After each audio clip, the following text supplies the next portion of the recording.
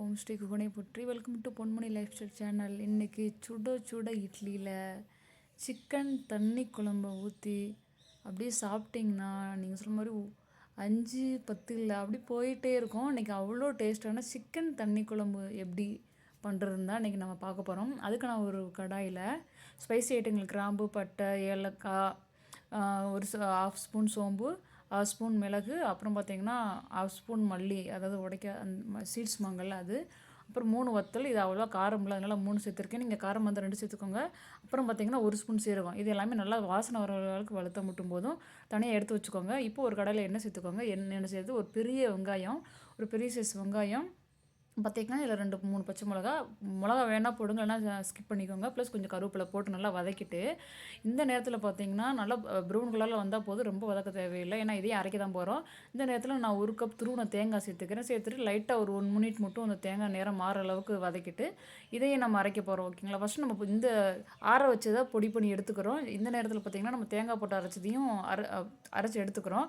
இந்த நேரத்தில் நம்ம அரைச்சி வச்ச பொடியில் பாதி பொடியை மட்டும் சேர்த்து 2 மிக்ஸ் பண்ணி இப்போது தண்ணி ஊற்றி அரைச்சி எடுத்துக்கிட்டோம். பார்த்திங்கன்னா இப்படி தான் இருக்கும். அந்த ஆஃப் பொடியை வச்சுருங்க தனியாக, அதை நம்ம லாஸ்ட்டில் யூஸ் பண்ணுவோம். இப்போ ஒரு கடாயில் கடலெண்ணெய் சேர்த்துக்கிறேன். எண்ணெய் போதுமான அளவுக்கு ஊற்றிக்கோங்க. ஏன்னா நான்வெஜ் எண்ணெய் இருந்தால் நல்லாயிருக்கும். இப்போ இஞ்சி பூண்டை தட்டி சேர்த்துக்கிறேன். அந்த ஸ்மெல் போகிற அளவுக்கு நல்லா வதக்கிக்கோங்க. இந்த நேரத்தில் பார்த்திங்கன்னா நல்லா ஒரு கை அளவுக்கு கருவேப்பிலை சேர்த்துக்கோங்க. சேர்த்து நல்லா ஃப்ரை பண்ணிவிட்டு நம்ம வாஷ் பண்ணி வச்ச சிக்கன் அந்த நேரத்தில் ஆட் பண்ணிக்கலாம். ஆட் பண்ணிவிட்டு எண்ணெயில் ஜஸ்ட் வதங்குற அளவுக்கு 2 நிமிஷம் வதக்கிக்கோங்க. லைட்டாக தண்ணி விடும் பார்த்தீங்களா, அந்த ஸ்டேஜ் வரைக்கும் நல்லா வதக்கிக்கோங்க.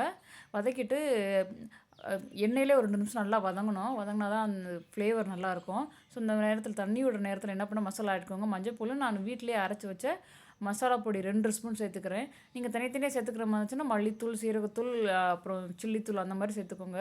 நான் குழம்பு மசாலா பொடி 2 ஸ்பூன் சேர்த்துருக்கேன். நான் வீட்டிலே அரைச்சி கொண்டு வந்துட்டேன். ஸோ மசாலா அளவுக்கு நல்லா மிக்ஸ் பண்ணிவிட்டு இந்த நேரத்தில் நம்ம அரைச்சி வச்ச பேஸ்ட்டை ஆட் பண்ணிக்கோங்க. ஆட் பண்ணிவிட்டு அதில் கொஞ்சம் தண்ணி, அந்த எக்ஸ்ட்ராக்டில் தண்ணி ஊற்றி இது பண்ணி உள்ளே ஊற்றிடுங்க. ஊற்றிட்டு நல்லா கிண்டி விட்டுக்கோங்க.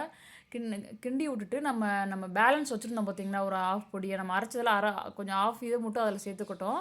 ஸோ பேலன்ஸ் இருக்கிற பொடி இந்த நேரத்தில் தான் நம்ம ஆட் பண்ணுவோம். நல்லா தண்ணி போதுமான அளவுக்கு நல்லா தண்ணி ஆட் பண்ணிவிட்டு அந்த மீதமுள்ள பொடியை ஆட் பண்ணி நல்லா மிக்ஸ் பண்ணிடுங்க. ஓகேங்களா? தண்ணி நிறையாவே ஊற்றுங்க. ஏன்னா நம்ம தேங்காய் போட்டுருக்கோம், அதனால் நல்லா தான் இருக்கும்.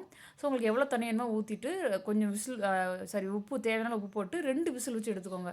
பார்த்தீங்களா, 2 விசில் வச்சு நான் எடுத்துட்டேன். அப்படி ஸ்மெல்லே ஓப்பன் பண்ணும்போது அவ்வளோ நல்லா இருக்குது. இந்த நேரத்தில் நல்லா ஒரு கை அளவுக்கு கொத்தமல்லி போட்டு கடைசியாக இதுக்கு ஒரு தாளிப்பு கொடுத்துலாம். நான் ஒன்றுமே இல்லை, தேங்காய் எண்ணெயில் கடுகும் கருவேப்பிலையும் போட்டு தாளிச்சிட்டேங்க. கம்மன்னு சிக்கன் தண்ணி குழம்பு ரெடி ஆயிடுச்சு. உண்மையாகவே இந்த மாதிரி ட்ரை பண்ணி பாருங்கள், செம்மையாக இருக்கும். ட்ரை பண்ணி பார்த்துட்டு சொல்லுங்கள். தேங்க்ஸ் ஃபார் வாட்சிங். பாய்.